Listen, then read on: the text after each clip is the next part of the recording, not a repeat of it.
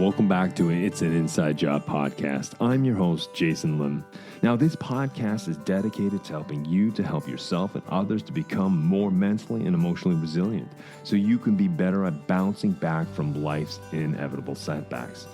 Now, on It's an Inside Job, we decode the science and stories of resilience into practical advice, skills, and strategies that you can use to impact your life and those around you.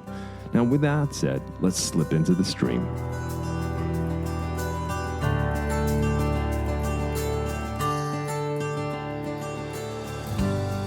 Well, welcome to the top of a new episode, and welcome back to It's an Inside Job. I'm your host, Jason Lim. Well, today I am very privileged and pleased to be able to introduce you to an interesting guy, Patrik Berglund. Now, he's the CEO and co-founder of Xenata. Now, Xenata is a trailblazing company in the industries of logistics and supply chain management. Now, we're not going to explore Xenata so much. I'll let Patrik speak to that. But in today's conversation, we're going to dive deeper than the surface level success of Xenata. We're exploring the very essence of entrepreneurship through Patrik's journey. From the highs and the lows of building a company from the ground up to facing the unpredictable tides of the business world. Patrik shares his invaluable insights. We'll discuss overcoming adversity, navigating through uncertainty, managing conflict, and the relentless pursuit of motivation and inspiration. You know, Patrik's story is not just about the success of a company, it's about the relentless spirit of entrepreneur or of being an entrepreneur. So whether you're a budding entrepreneur yourself, a seasoned business leader, or simply intrigued by the mindset it takes to turn vision into reality, I think this conversation promises to be very enlightening, inspiring, and intriguing for you all. And so without further ado, let's slip into the stream and meet Patrik Berglund, CEO and co-founder of Xenata.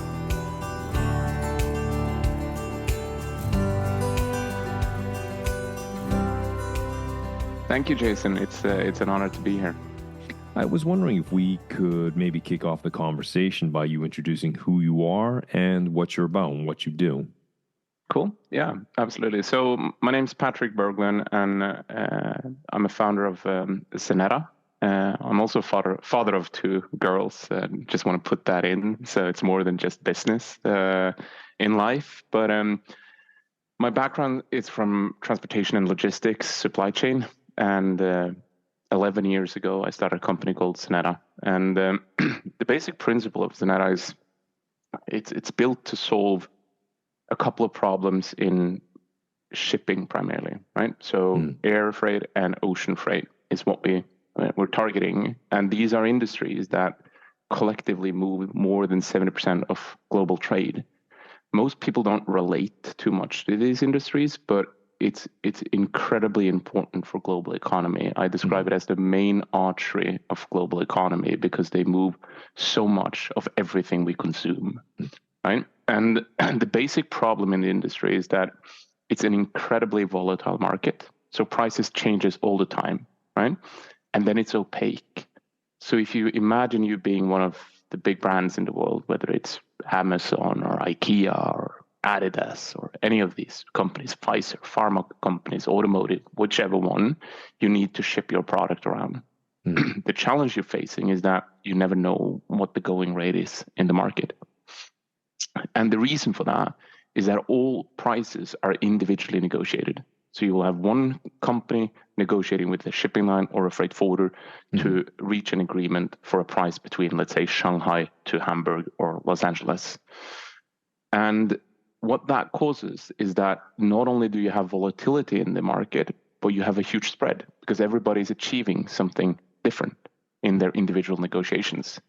So what we decided with Xenata is that if you can imagine almost a room with 500 or so big Fortune 1000 customers type of businesses, if you imagine them sitting in the same room and you ask them one question, what do you all pay today between Shanghai to Los Angeles? And they would all share, they would be all informed as to whether their price is good or bad in the current market, right?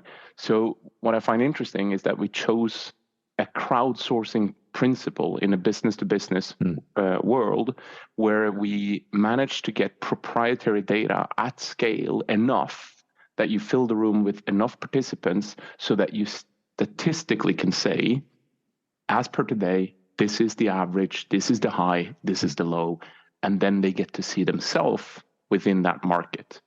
And that's the core value of what Xenata offers, right? Now, we have then built a market intelligence platform that sort of takes on the buy side. But we always knew that if we could get enough buy side to go into negotiations leveraging our market data, then that would shift the information asymmetry between the buyers and sellers in favor of the buyers, which indirectly would force the sell side to also join in order to balance that information asymmetry, right? And for the past 5 years, we brought on board a majority of the big shipping lines globally. We have 8 of the top 10 global freight forwarding companies leveraging our platform, all headquarter level. We've never gone for like local branch offices or anything like that, because we knew that if we're truly going to get a foothold in this industry, we need the core key decision makers to embrace it. And that's been sort of the journey. Now, if you pause that for a bit, I would like to add one more thing, because Please.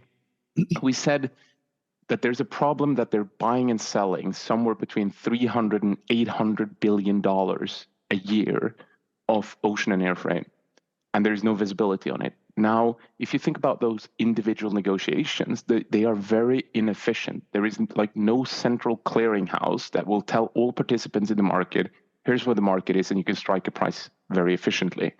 So we said, if we can get our hands on that data, get buyers and sellers on board, then eventually we can change how they buy and sell, because there is no reason for them to do that manual, cumbersome process to figure out where the market is, when we can tell them with the simple click of a button, right? So as per now, we have built a platform that allows buyers and sellers to more seamlessly agree to which price they should ship their products at on all the different trade routes around the world. And then on top of that, we've bolted on additional complementary data sets, which would be reliability, capacity, emission data, right? And my ultimate goal with this company is to enable the buyers to be fully informed 24/7, to sit down with any carrier in the world and say, if you're going to move from Valparaiso to Jebel Ali with this shipping line versus this shipping line, here's the pollution you're going to have, here's the price points you can achieve, here's the reliability you're buying. And that is unprecedented in this industry. There is no company that can provide any equivalent visibility and transparency that Xenata does today. And yeah, that's a bit of a long-winded introduction to what we built. No, but I mean, when you're talking about such a complicated industry, I think it's good to give it time and breath to speak to the details. As you said, most of us just, we order something, as a private citizen, and it ends up in our mailbox, regardless if it's coming from China or the States or Brazil or wherever it's coming from. And we don't see the veins and the arteries that puts this global machinery together. And so that's why I think it's so fascinating to be able to have a conversation with you today, Patrik, because I'd like to explore 2 things. Obviously, it's the foundation and the road to build Xenata, but it's also sort of the entrepreneurial mindset, the challenges and the adversities and the triumphs that you and the company have made small or big that I'd like to explore today, to understand how you created, or how your team, how your company created together a very resilient presence on this marketplace, because I'm sure you didn't make a lot of friends putting all this together along the way, and that you had your trials and your tribulations. I'm just a little side to it. I was just wondering, Xenata, where'd you come up with that name? And does it mean something specific? Is it a combination of words or what have you? Yeah, that's a good question. I always wish and dreamed I had a really compelling story behind the name. Okay. but when we kicked it off and we called it the crateindex.com to begin with, and we realized that That sounds sexy. Yeah. There was a much bigger demand for this than we sort of anticipated. So we realized we needed like a brand name. And then we wanted a .com domain that was short. And if you start looking for that in this modern day and age, everything is taken, right? So at some point, we just stumbled across Xerox, if you're familiar with the copy machines and the brand. And I thought about it. They pulled off two X's in a name, and for some reason I found it somewhat powerful. So we started searching for .com domains with X to begin with, because it was more availability. And that's the that I'm sure, story. Yeah, that's the boring story xylophone.com. behind it. Yeah. Yeah. Okay. So that's interesting. I just it was more of a curiosity. It's just a little side note I was just curious about.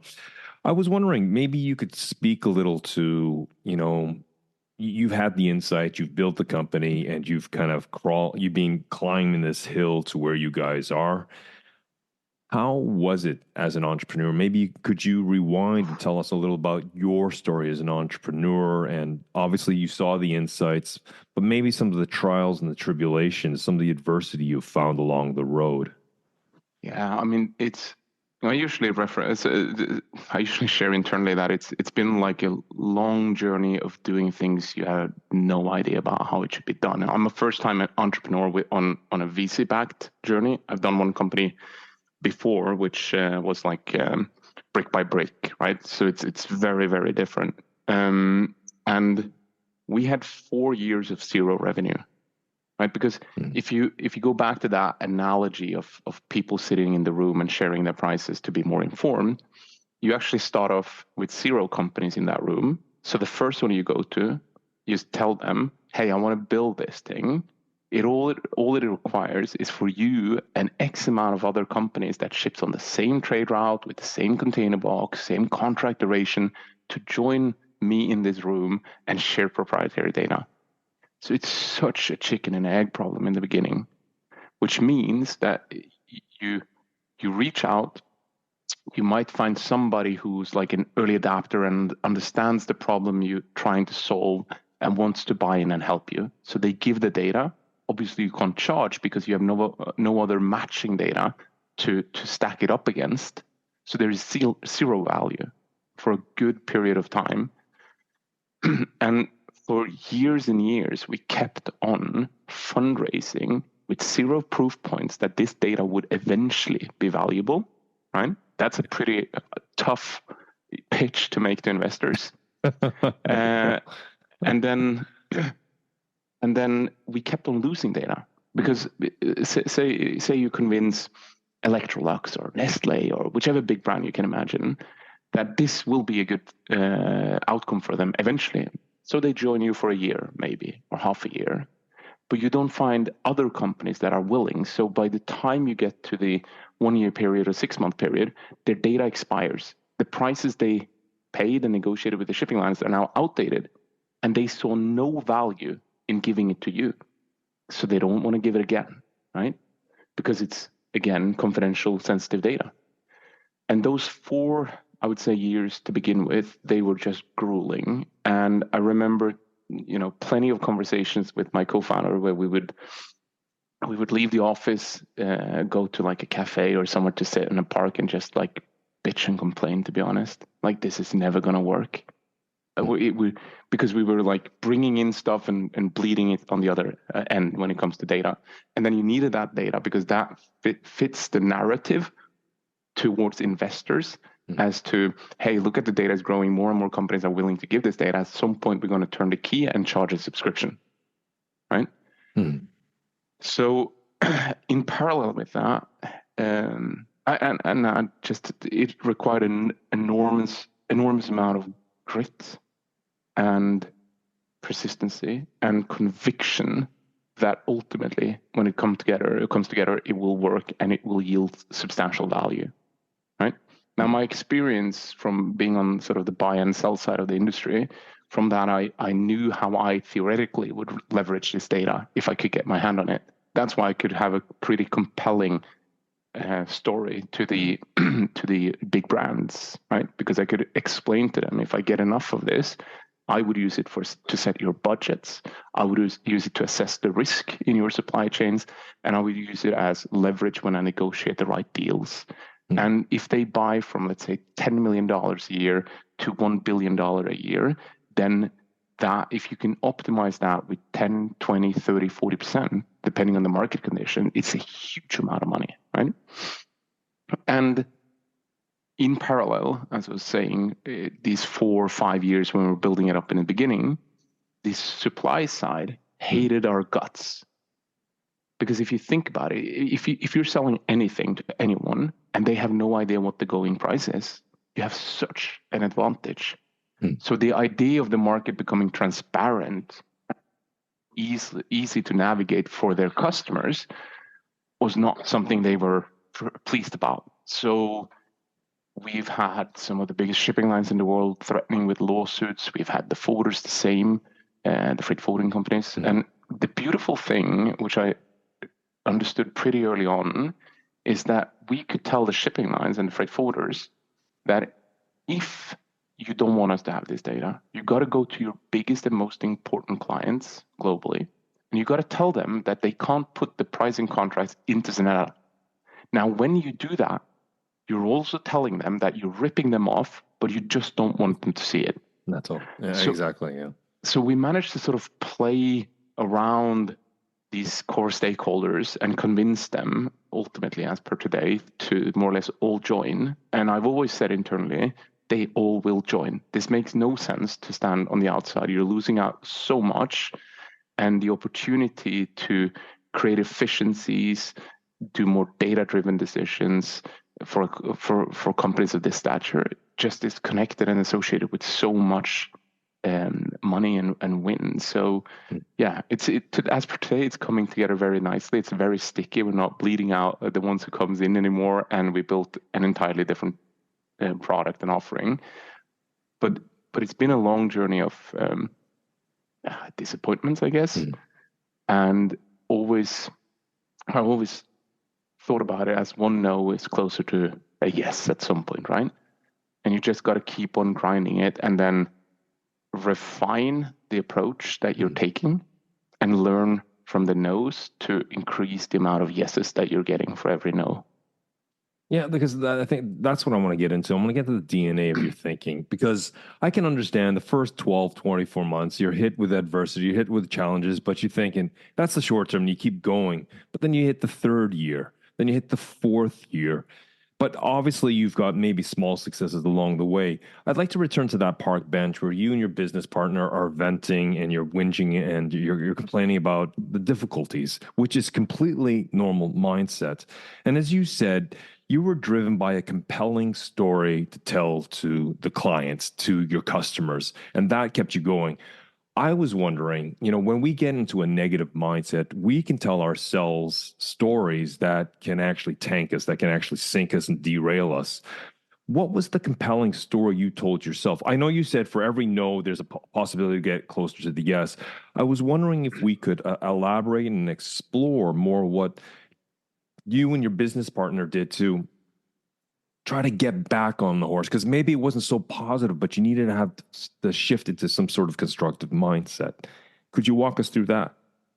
Yeah, I think that's a good question. I think there's a few things that sort of drives me on, and I can even see this coming to play when we've had periods of stagnation. So I think I have a huge curiosity and hunger for learnings, right? So irrespective of the sort of timeline component here, what I've cared mostly about is what does it give me in terms of development and learnings. And I told my chairman this several times as well, that it's the most expensive education I could possibly dream of, right? We raised 130 or so million US dollars. Right, to build this company, and I've had the privilege of going through 7 funding rounds with venture capital firms, hedge fund, private equity. I've traveled the world. I met executives from the biggest companies in the world. It's like I couldn't dream of that. So if my motivation was primarily the financial reward, I think I would struggle for periods of time when the company's not performed well, right? So every time it's been a bit more tough, it's been very cyclical, right? 2-3 good years, 1 bad year. Then again, 2-3 good years, 1 bad year. And it's like getting through those rough periods, I would say the first 4 years and then the cyclicality after that, and staying composed. It's helped a lot for me to focus on, okay, but what did I learn? What did I develop? And then, like an example today, we have our annual kickoff. It's digital this time in January, and then in person next week. But today it's digital, and one of the things I'm going to focus on is what have we achieved over the past 6-ish years. And when you do take a step back and you look at what we've accomplished, then that fuels me a lot as well. Like, we started doing our what we call the Xenata Customer Summit 7 years ago, I think. And I started looking back at photos. That the first one was like an audience of 40 people, right? And now, last year, we had more than 500 people flying into Amsterdam from the biggest companies in the world, from the US, from all continents, into Amsterdam, where we hosted this, where we had the CEO of Hapag-Lloyd doing a keynote, which is the 4th biggest shipping line in the world. We're talking about the ones who hated our guts, who's now accepting our invitation, showing up in person, on stage, with their name behind it, the sort of biggest influencers in this industry, and it's mesmerizing to me to see that position. Like now with the Suez Canal situation, we're in Reuters, Bloomberg, CNBC, BBC, Financial Times, just for the past 2 weeks, every day in mainstream media. My chief analyst is directly transferred on Arabic TV as he shows up in the newsroom. It's that sort of like position within our, what I would call a gigantic niche, that makes me convinced that we're moving in the right direction. So I try to sort of look past these sort of shorter term hurdles and mistakes, because we make mistakes all the time. All I care about is not making the same mistakes again, right? So what did we learn from it? How quickly did we react? And what did we change, right? And going from 22 to 23, we had a great example where we spent like 6 months readjusting our messaging and way of selling, because through COVID, the market skyrocketed 800-900% up in terms of prices for a container box from Shanghai to Hamburg. Insane budget increases for our customers. Now, as that dropped off from 22 to 23, we didn't adjust how we sold and went to market. It took us months and quarters, and we lost out a massive opportunity. Now with the Red Sea, we've adjusted in 2 weeks. And on Wednesday yesterday, I told my team, this is exactly what I care about. I don't care that we spent 2-3 quarters and what it cost us. That was a huge mistake. But now we're showing that we learned from it. Next thing I want to see is us adjusting in days, right? And that's the way I try to focus and not be sort of worn down and bogged down about the mistakes and challenges that we're constantly sort of finding ourselves trying to solve. Yeah, because what I like about what you're telling me is very pragmatic, because back on that park bench, back in that cafe, when things weren't going as well. Now with hindsight, you see the red thread and all the right choices and the wrong choices and how you adapted to those wrong choices to make better decisions along the way. But back in, well, whatever, those 4 or 5 years you guys were struggling, you had no crystal ball. As you said at the top of this conversation, everything was uncertain. Everything was a new step. We didn't, it was completely an unmapped territory. And so what I heard was, it was not so much maybe a compelling story you told yourself, but a compelling question to help you focus. And as you said, it's such an expensive education. It's given me such deep learning and insights into how to grow things. And you could never learn this in a university. And I really like the way you created a compelling question, because in a sense, when I used to work, it's reframing. What you've done is reframe, because a lot of the times you couldn't change the situation per se, but what you and your business partner did was, after the venting and the whinging, which is allowed, then you got up back on the horse and you decided, okay, how do we reframe this? And what I hear is that you couldn't change the situation, but you changed the perception or how you perceive that situation. And by changing that perception, that changes your emotions. from disengaging to more engaging, as you said, grit, right? And then obviously that leads to action. And there's only two actions, as we said, engaging, disengaging. And this compelled you forward. And I really like that, because what I also heard you say, especially with the sort of the Xenata summit you have, and where you have the traditional way of looking back, but in this case, it'll be over the last 6 years. I think that's also very good to celebrate the wins, but understanding those wins did not come easily. It took effort and investment and mindset to do this, because I think that is so important, because a lot of us, a lot of the times, are constantly looking forward, which is healthy, but looking forward, that's like an unpainted canvas. Those are things that have yet to come to fruition. But what I also hear what you and your organization do, Patrik, is that you look over your shoulder and you see the road that you've walked, that hard, tumultuous road, but nobody can take that away from you, because those are facts. Those are things that are etched in stone.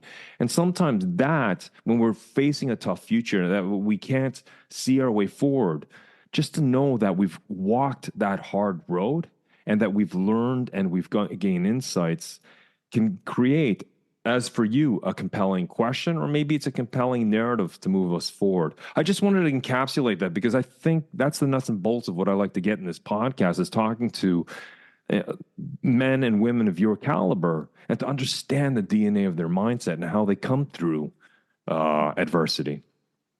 Yeah, it's a good point. And I think it's a difference of sort of being stuck in the past and looking back to see whether you actually achieved something. Even if you failed, even if last year was like a long string of failures, you'll most likely, that's very rare to happen, right? If you do enough stuff, if you work hard enough, you'll find some things that you actually achieved and did well. But I think it's worthwhile thinking about two things: all the stuff that went well, but all the stuff that you tried. Because my hypothesis is that I'm not alone thinking this way, but if you can try as many things as possible, as fast as possible, then the odds of succeeding increases, right? But if I put all my bets on like one thing for 2024 and we don't succeed and that's it, then I'm at huge risk. So breaking it down into like 100 things we're going to do as an organization, but all tied to our sort of bigger vision and longer term aspirations, then that allows us to quickly churn through a lot of failures before you hit something that works. And most processes is like this. Now, obviously, one caveat that I want to mention is that with time and with growth and size of the business, we've also been able to attract completely different people, right?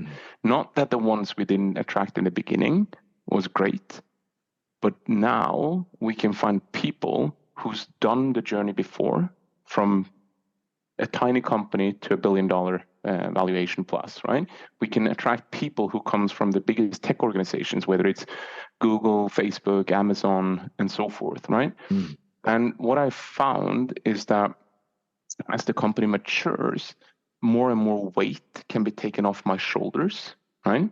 Whereas in the early days, it's way more scrappy. You don't have any resources. You're always constrained, and you got to compromise and fill the gaps yourself, which means that you surround yourselves with, let's say, a lot of talent who hasn't seen and done it before. So the journey is very, very different at this stage than it was in the beginning. And the requirements from me, or any of the ones who's been with us from the early days, and just to be clear, we have like 5 people out of the 240 working with us that was with us in the first 1-2 years. So you also churn through a lot of people and relationships. And I'm a pretty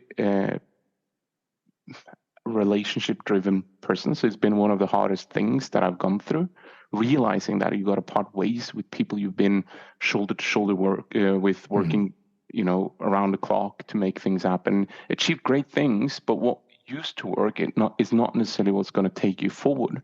So there's very few individuals who can do that transition from let's say 3, 5, 10, 20 people to 250 people. And I would assume from the learnings I have so far that that's going to continue, which means that you're also going to, in some way, burn yourself a little bit on a lot of relationships, because you care. I care about people, so it's very hard to sit down and say this is the end of the journey for you. And obviously, you don't do that from overnight, right? It's a process, and you got to try and make it work. But it's got to be driven by the individuals, that level of development, because it's the same for me. Every year, I sit down with our chairman and I assess whether I think I'm the right one for the coming 12 months to run this business, right? And when I look at this, I look at these are probably the areas where I have gaps, right? And then it's a matter of how do you bridge them? How do I figure out how it's going to look like when we're 350 people, 500 people? What are the initiatives I need to start now? And what is the team I have around me in order for us to reach that? So that means that I'm constantly, or once a year, evaluating my own position, but I'm constantly looking at the org and especially my leadership team, whether it's the right one to take us where we need to go, and what kind of gaps do I have. And my approach to that is either finding entrepreneurs who's further ahead in the journey, so double the size, triple the size, so that you can sit down and chat with them about this stage. Because what is very clear is that there is a lot of things that is sort of common denominators, the same way of building that works for a lot of SaaS businesses. So you don't need to reinvent the wheel. And by speaking to them, investors who's involved, and hiring more people who's done the journey before, then you have an opportunity to understand what is your own sort of self-development that you need to ensure happens in order to remain relevant. And this is why so many people fall off, because they start off doing a job and they continue doing that job. And at some point, the company don't need that job anymore to be done in the same way as before.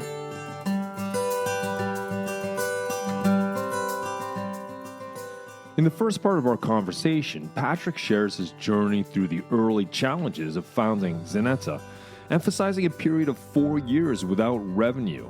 He underlines the necessity of grit, persistence, and the conviction that their vision would ultimately succeed, despite initial resistance, especially from the supply side, which benefit from opaque pricing. You know, Patrik's motivation was fueled by a hunger for learning, seeing every challenge as an opportunity for growth, and likening the journey to the most valuable education he could imagine. He navigated this path by consistently asking 3 critical questions. What did we learn from our mistakes? How quickly did we react? And what did we change? You know, this reflective approach helped him and his team to learn to adapt and stay focused on progress, viewing every setback as a step forward. We all face trials and tribulations in our private and professional lives. The question is, can we take on board maybe these 3 questions that Patrik asked himself and his team? And this will allow us to be more reflective, resilient, and robust moving forward through our own challenges. So now let's slip back into the stream with part 2 with my fascinating conversation with Patrik Berglund.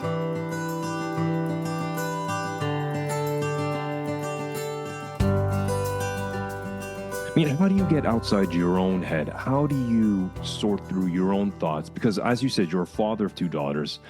Obviously, you're running a huge business, a very complicated, with a lot of moving parts kind of business. You know, you've got your health, you've got your social life and such. But how do you sort through your own emotions and sort through your own head with such a complicated, I'm assuming a complicated life with a lot of moving parts? Yeah, it's a great question. So not that I'm trying to push my services on you. For different periods of times, I've done different things, just to be clear. Yeah. Right?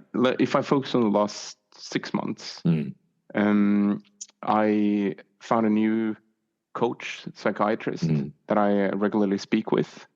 I have had different sort of sparring partners for different stages and different also in some way, but quite often I can find myself meeting somebody who's very interesting and very relevant for a period of time.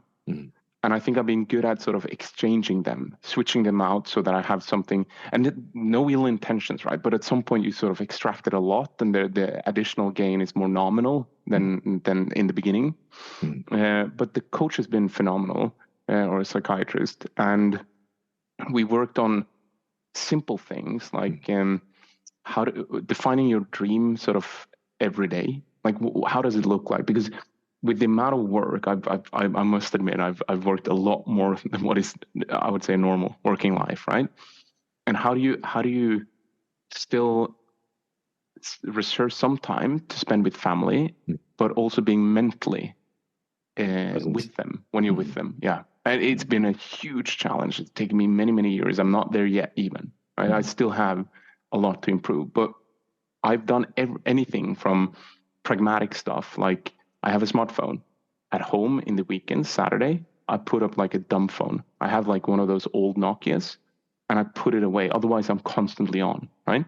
So do those kind of like strict boundaries as to like how you behave and treat your spare time relative to work time. Then for many years, I always just worked a little bit harder to get stuff done. Now my mantra is a little bit less. Not because I don't want to work a lot, but the switching of the mantra to a little bit less forces me to prioritize a little bit harder, right? And then I've never, since we started, never gotten through my to-do list. So what my chairman told me early on is like, you'll never get through it. Your main responsibility is to constantly sort it, so that on the top of the list, you have the most critical stuff and the rest will burn. And you will need to live with everything that's constantly burning and the disappointment of that, right? Because you simply cannot get through it. And then one final thing is another sort of analogy I like to think about is I always sort of thought about Xenata as a vessel with so many holes in it. And you are, as a founder who's so deeply involved, you're aware of all the holes. And when you step back and look at it, you can either panic or you can decide which ones are the biggest holes, who's taking in the most water, which if I plug them will move faster. And then I go back, take a new look at it, and assess the holes again. So yeah, it's a bit of a stretched answer, but no, but it's very specific, because what I hear is a man who is not searching for balance, because I think balance is just a complete misnomer. It doesn't capture what we're trying to do in complex lives. And I think an entrepreneur such as yourself and some of the entrepreneurs that listen to this, I think it's about integration. And it's, as you said, creating boundaries and understanding that, today, this Tuesday, I have to work 12 hours on the business. But tomorrow, I spend time with my girls, seeing them in gymnastics or soccer, and I'm fully present with a Nokia flip phone, a dumb phone, as you said. And it's finding this integration and then being okay, coming to peace with that. And that sounds, as you said, you're part of your mantra, maybe part of your personal philosophy.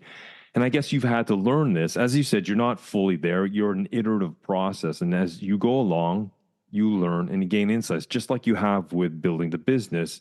It's also about understanding how to integrate your private and professional spheres of your life in a way. Is this what I understand you're saying? Yeah, I would actually add one more thing that I've learned, is that I've become much more critical as to what gives and what steals energy. Because I figured out it's not the amount of hours, it's what I do, what I'm involved in. And this is also one of the things I discussed with my coach recently. It's like, how do you optimize your time so that you're as energized as you can, because ultimately that's beneficial for Xenata. And that means that for everything else, I should do as little as I possibly can and distribute that and give that away to others. And this is a little bit what I meant about finding the right team around you so you can take off the weights from your shoulder, because that has allowed me to do things I'm also good at, right? So that it sort of creates a cycle where you get more energized, you feel more fulfilled because you're doing stuff that you're mastering and obviously stuff that I think is very important for the business as well.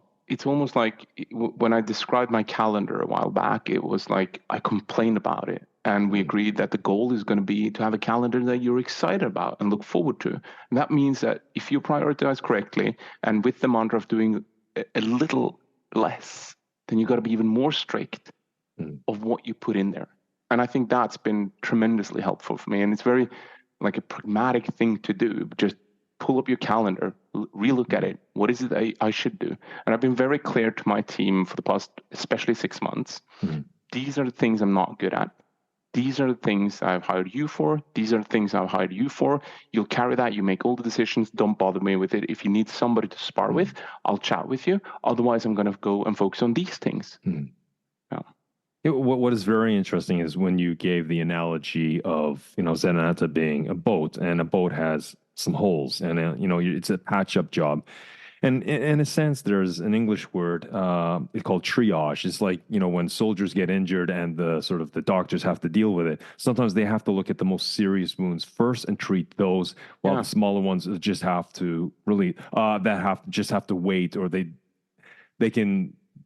able to survive for a time. And so that's what I hear you doing. You need to be actually self-aware. You need to be able to articulate, okay, what are the biggest holes and why do I need to deal with that? And then you said, then I have to, or your chairman suggested, you have to be at peace with that. Some things are just going to have to burn or fill up a little bit with water. And I think that comes back down to a very eloquent word in English called equanimity. It's understanding that you are not able to deal with everything, that you need to find some sort of collectedness or calmness in the uncertainty. There are going to be fires that burn, but they will burn at maybe a slower rate, and you have to put out this fire first. And I just want to say that, because that in itself, it sounds quite, oh yeah, that's easy to do, but it isn't. That takes some mental gymnastics, and it takes experience to learn this. It's not something you can pick up from a textbook. That's something you've talked to your psychiatrist or your corporate coach with, to understand these things. And it sounds like this has evolved as part of your learning insight into your own personal philosophy.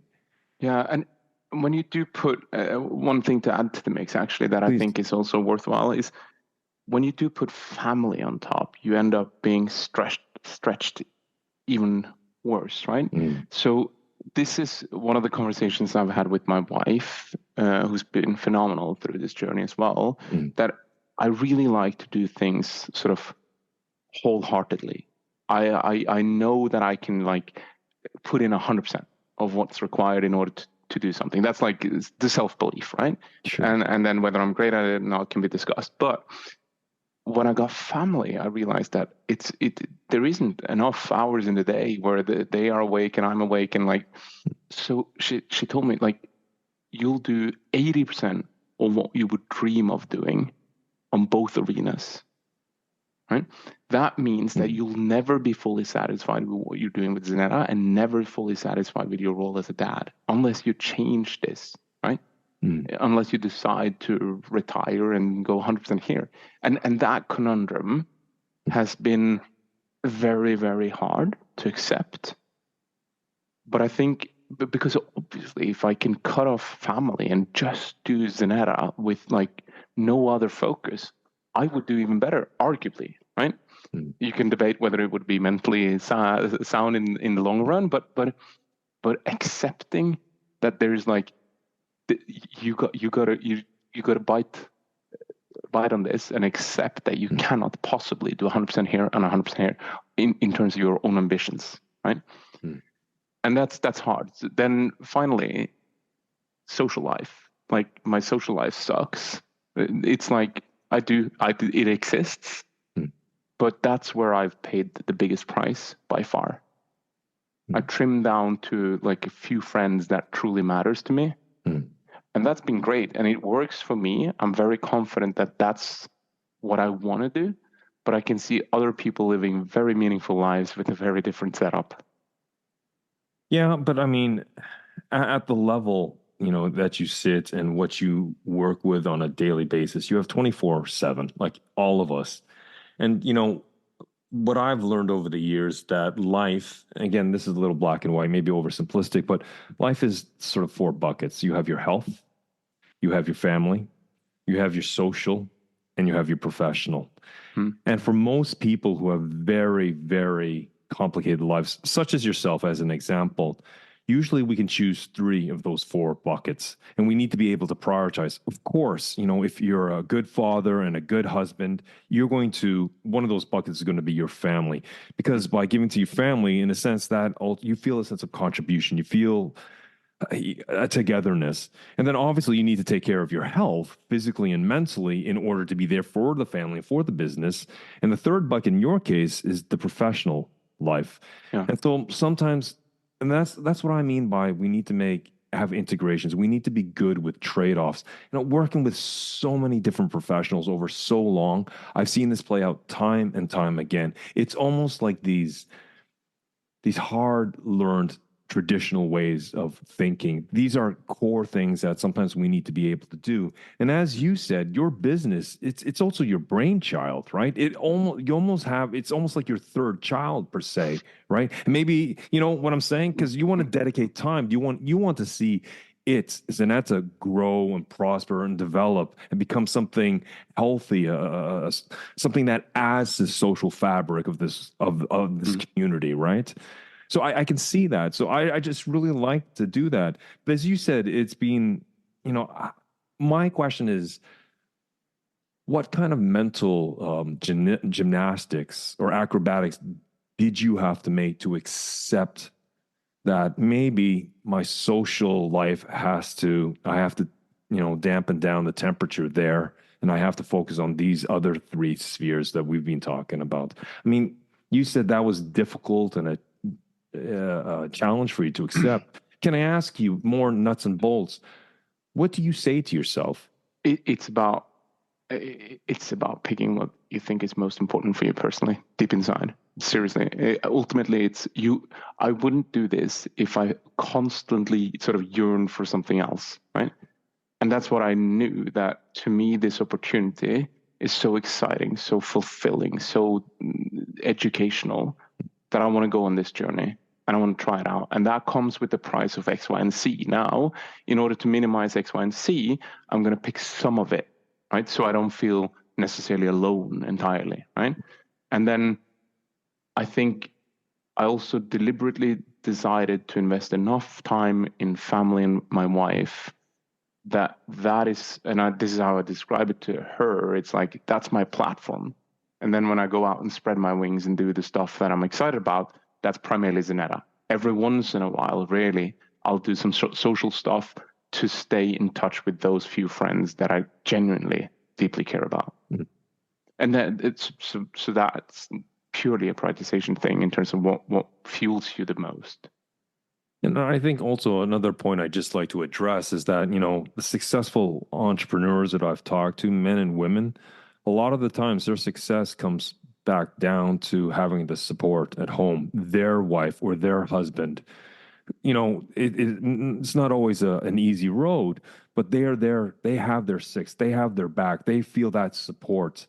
So when they have to make that trade-off where tell their significant other, this Thursday I have to be 110% dedicated to the job, but that they are able to share their expectations and clarify their expectations. And their wife or husband says, you do what you got to do. I'll take care of the kids or the dog or the cat or whatever it is, the house. But then there's this sort of give and take, right? And so if you have this sweet balance, if you have this integration at home where you can play on each other and support each other, I found that a lot of that is the fuel that can create that equanimity for people to deal with complex lives. So I just want to say kudos to your wife, even though I don't know her. Yeah, listen, but it hasn't been easy. She's a very ambitious person as well, and the sacrifices she has needed to make hasn't come lightly for neither her nor me, right? And the added response, you collectively decide to get kids, right? And my father ran a business as well, and he worked, back when it was no opportunity to work remotely, right? So he was just gone, right? And I never wanted that for me, my kids, nor my wife, right? So personally, putting that pressure on somebody else who have their own aspirations, who's doing great where in their profession, to take the additional burden of controlling more at home because I'm traveling. Like January is Zurich, Marbella, Hamburg, and and one more, Paris, and then comes February, right? And it's month after month after month, year after year, and that amount of additional strain on one individual in that relationship where it's supposed to be a common decision to get those kids is pretty hard. So it's been some deep conversations as to, do we really want this as a family, right?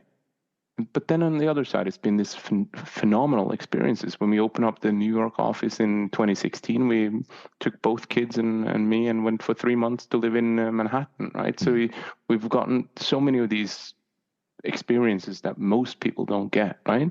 Also together. So yeah, but it's still something that, I think going from 30 to 40 has been a massive eye-opener for me in so many ways as to how short and how long life is, right? Because when I was in the early 30s, I felt everything needs to be done now, immediately, and with such a rush. Then when I got to like 35, 40, I think both my wife and me became also way more patient, realizing that if you want, you can work to maybe probably 70 years old.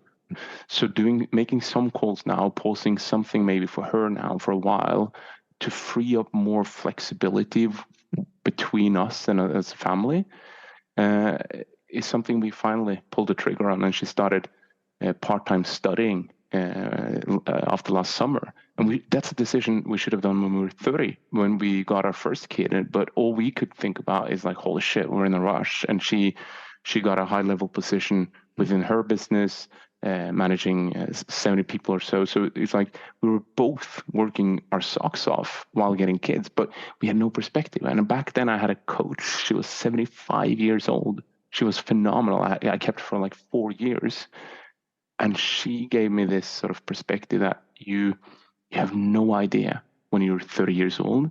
You think everything it needs to be done immediately. But once you get into 60, you look back and it's like, what are these young ones stressing about? So it's taken me, I would say, 5 to 10 years to get more perspective as to like, we don't need to do everything in one go. We can focus now. Maybe I'll do this for a few years. Then you can go and do something else and so forth. So yeah. Well, that's the beauty of experience, because it shapes us. It's constantly molding us. Like, as you said, if you're going to Marbella or Paris, the man who jumps on that plane and then comes back at the end of January is going to be a different man, shaped by his experience.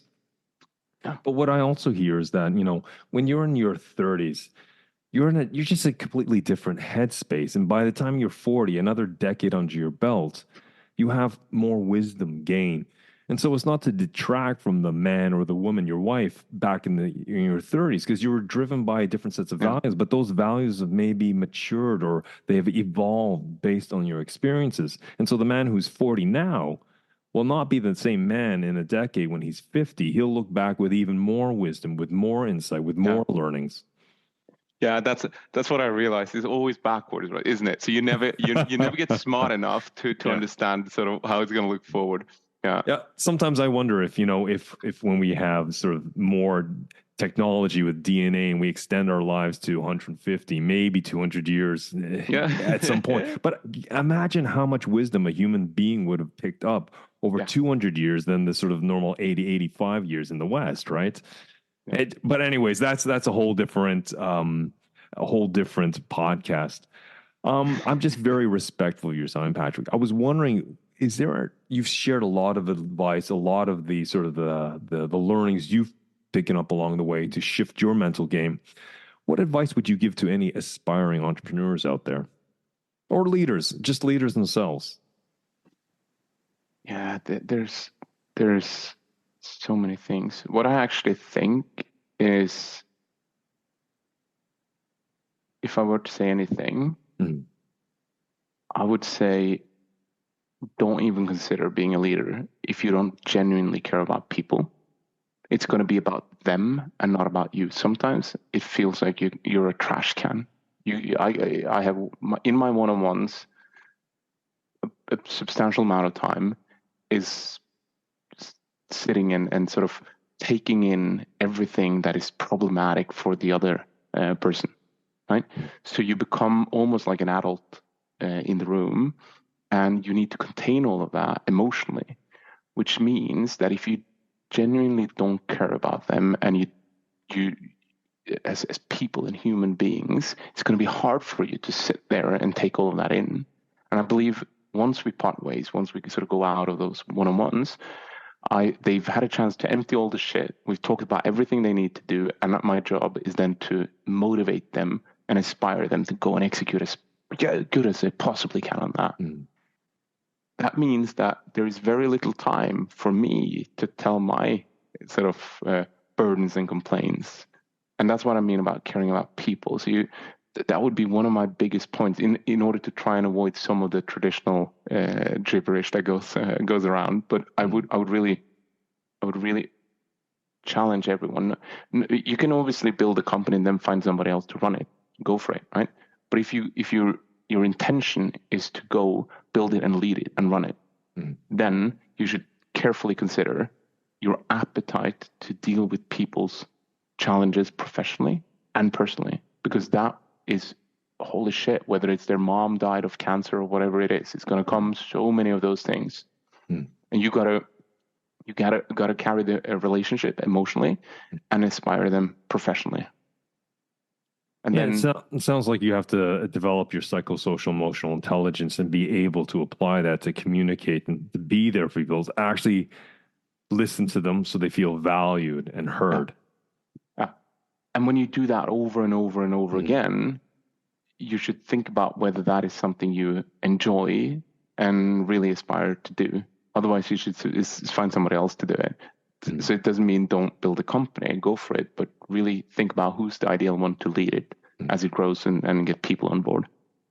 Then, we could talk about being harsh on and strict on the sort of vision and sticking to it, but being flexible enough to adjust it when you really realize it doesn't work. There's so many things that we already touched upon, and the grit and resilience and finding the things that motivates you, gives you energy. There's so many of these things, but I would assume most of them will be found for those who go looking.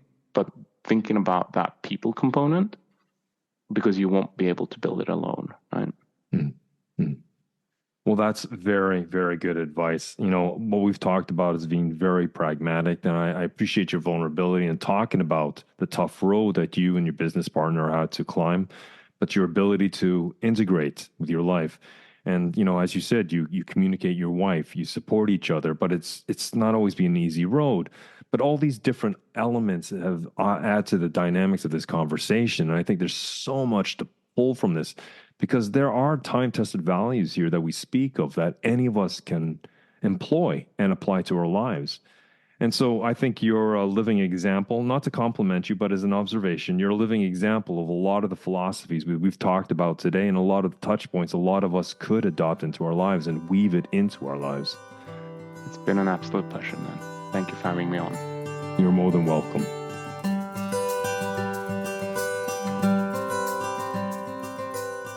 As we wrap up today's brilliant conversation with Patrik Berglund, we've traversed the landscape of entrepreneurship, from the challenges and the learning curves to the personal strategies that sustain growth and balance. Patrik credits much of his personal management to having an external coach who created a space for reflection and fresh perspective on challenges. In our conversation today, he also emphasized the importance of setting boundaries between work and life, leveraging a dumb phone to disconnect, and living by the mantra a little bit less, which forces him to prioritize. Patrik also candidly shared that not all tasks will be completed, comparing his to-do list to a leaking ship that requires prioritizing the largest leaks first.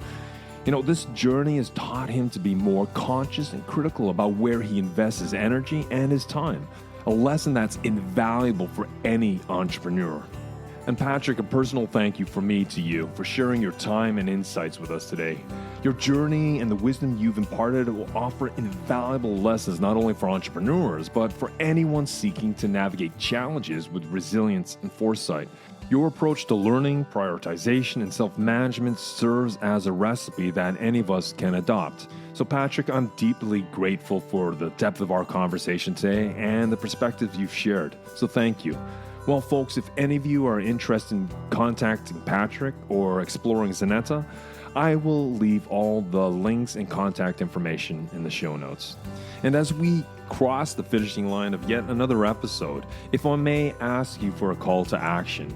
If you enjoy the content of this show, this episode, the podcast, could you kindly share it with colleagues, relatives, family, friends? You'd be doing me a huge solid on that front. Because it's sometimes hard to get the word out there since there's so many podcasts, so many brilliant podcasts. And I'd like to think my content has helped you in some way, giving you some insights, knowledge, some skills. So for example, if you have a profile on LinkedIn, maybe you could take a couple of minutes just to create a short post suggesting people listen, subscribe, and rate my podcast. You'd be doing me a great favor. Well, folks, thank you for your time and thank you for your listenership. Until the next time we meet, keep well, keep strong, and we'll speak soon.